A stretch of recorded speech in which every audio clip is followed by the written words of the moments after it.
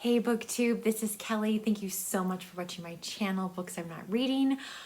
I am here today to talk to you about Victober, the month of October where we celebrate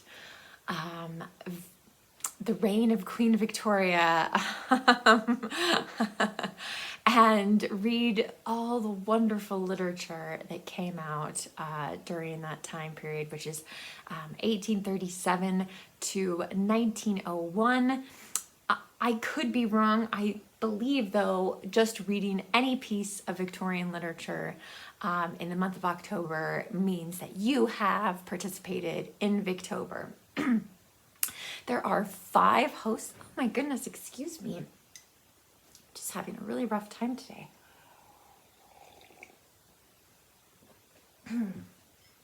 So, there are 5 hosts this year, which is huge, and I'm super excited to see the content that they come up with. It's Katie from Books and Things, of course, Marissa at Blatantly Bookish, Kate Howe, Petra, who I think is a Finnish booktuber, and then Roz at Scally Dandelion About the Books. I'm so excited to see that Roz is a host for Victober this year. She's one of my favorite channels. So anyway, I have to admit, I don't really need a booktube event to encourage me to read Victorian literature. If you've watched this channel for any period of time, you probably know I'm a huge fan of Charles Dickens, and I typically read at least 2 Charles Dickens books a year, or at least I have for the last couple of years. I haven't read all of the books yet, so I'm working on that, and we'll talk about that in a little bit. But I have already read 2 Victorian novels this year, and honestly, I would be very surprised if they don't end up being in my top 5 for 2022. The first one is Dombey and Son by Charles Dickens. Joe Smith and I read this for March of the Mammoths, and we loved it and actually finished it before the month was over. It's a big book, but yeah, it was fantastic. So I really recommend this one. And the other one is I read. Oh my goodness, the annotated Alice. So this includes, of course, Alice's Adventures in Wonderland, and I always get it wrong, Through the Looking Glass and What Alice Found There, or What Alice Saw There. I can't remember. I'm so sorry. Anyway, you know what I'm talking about, though. I think we often forget that Lewis Carroll is a Victorian writer. I certainly hadn't thought of it in terms of Victorian literature when I started reading this. And I had read Alice's Adventures in Wonderland previously, and just was kind of like, I don't know, what, why is this, why do people love this so much? And then when I read the annotated one, oh my God, it was just such a fantastic experience, because Lewis Carroll is doing so much that we just don't know it today. He's making fun of, poems that children had to memorize in school. He was a mathematician, so there's a lot of stuff with numbers, things with chess, and of course there's the real Alice, who's referenced in here. So yeah, it was an incredible reading experience for me. And if you're looking for something to read for Victober, I'd recommend both of these books. But if you do decide to read something by Lewis Carroll, I would make sure you get some good notes. Even if you don't get the annotated one, as long as you have some good footnotes, I think that will really increase your enjoyment of reading that. So it's a masterpiece. I have a cat now.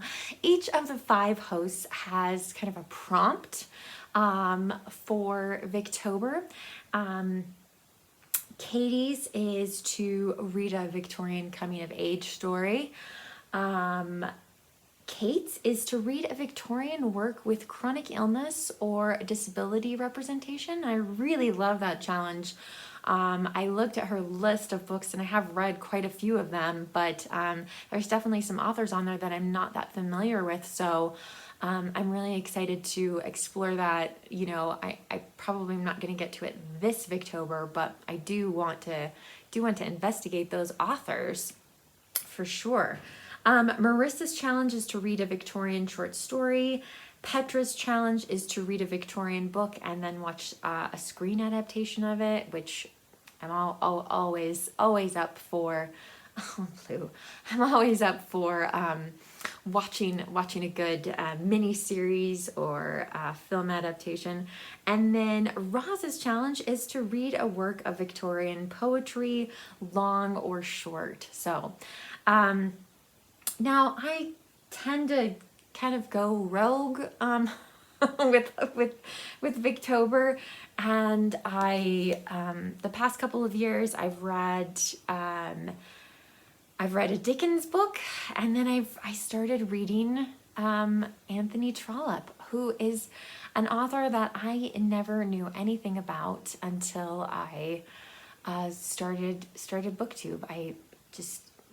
I even talked to my mom, who almost got a degree in English. She switched to art at the last minute, but and she's never read anything by Anthony Trollope. So I'm so glad that I discovered it and just really, really enjoyed what I've read so far. So one year I read The Warden, which is the first in the series that I never can pronounce. You guys know it. Barchester Chronicles. Anyway, and then of course the next year I read Barchester Towers, and this was just such a fantastic read. Wow, loved this book. So that was great fun. And then for Christmas, I was so excited. Jason bought me the next book in that series, which is Dr. Thorne. This is one of my high priority books for the year, so it's big, but I'm definitely going to attempt to read this in October. If it spills over a little bit into November, I'm okay with that. But yeah, and then if you like penguin classes, because this is definitely the video for you. So my workplace gives its employees birthday gifts. It's a strange, I don't necessarily need it, but I have tried to redirect their what they get me, so that maybe I can buy some books. And oh my goodness, this year I got the rest of that series by Anthony Trollope. So look at these just incredible covers. This is Framley Parsonage. Love this. Love that cover. Oh my gosh. The Small House at Allington. Again, another beautiful cover. And finally, The Last Chronicle of Barset. I love these sepia-toned ones too. So anyway, so that was super exciting. Obviously, I'm not going to be reading all of those next month, but I decided I can no longer just read Anthony Trollope during Victober, because there's too many great Trollope books out there that I have not even touched. I've just focused on this one series. I'm really happy that I now own the whole series. I wish they were all in the same edition, but nothing I can do about that. So anyway, but I will be reading Dr. Thorne for Victober. And then the other book that I'm going to be reading is Great Expectations by Charles Dickens. Now, for some reason, I thought I had read this in college. I thought this was one of the books that I read in the worst English literature class ever. It was absolutely horrible. And I swore that we had read this in that class. It's not in my book journal. I don't know if I just missed it when I did eventually have to like switch book journals. And so it was recopying like years of what I'd read. So I may just have skipped this one, or maybe I DNF'd this. I'm not sure. That doesn't sound like the kind of student that I was in college, but nonetheless, I mean, so it definitely means it's been much more than 20 years since I've read this. If I have, I am familiar with the story. It is a coming of age story, so it kind of ties into that. And yeah, I'm really excited. I think it's also listed on Kate's list for chronic illness or disability representation. So I'm thrilled. I'm going to be reading this with Jordan Parsons. Hopefully, if Jordan's not too busy. So anyway, but I'll be reading it nonetheless. Now, in looking at the prompts, I wanted to at least try to get one more in there. And so I was inspired by Roz's prompt to read Victorian poetry, long or short. I asked Jason, my husband, this morning, I said, what do we own in terms of Victorian poetry? Here's another great Penguin classic. So these are selected poems from Alfred Lord Tennyson. And so I thought it would just be fun to kind of dip into this throughout the month of October and hopefully share some of them with you. But yeah, so I'm very excited to read some. I've really wanted to read poetry this year. That was kind of one of my priorities, and it just hasn't quite worked out as well as I had hoped. So anyway, so here is my my stack for what I plan to read during the month of October. Usually I sneak something else in there. Oh, I just remembered. Hold on one second. For some reason, there's extra time. And I think Marissa's prompt was to read a short story, and I picked up these J.S. Le Fanu books from my parents. So here's some ghost stories, which I think will be really fun in October. And again, the type is small. And I also grabbed, and this is Victorian Gothic novel of mystery, so Uncle Silas.